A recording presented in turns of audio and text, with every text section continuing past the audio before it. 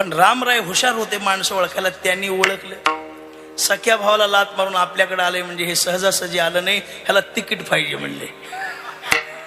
ह्याला काय पाहिजे? तिकीट पाहिजे. सुखासुखी कोण येतो? लाभासाठी येतो. भगवंताने कुंकुम तिलक त्याच्या कपाळाला लावला आणि एवढंच म्हणाले, रावण मेला की लंका तुला. तेवढ्यावरच खुश झाला आणि लंकेतल्या सगळ्या बारीक सारीक गोष्टी तू सांगू लागला.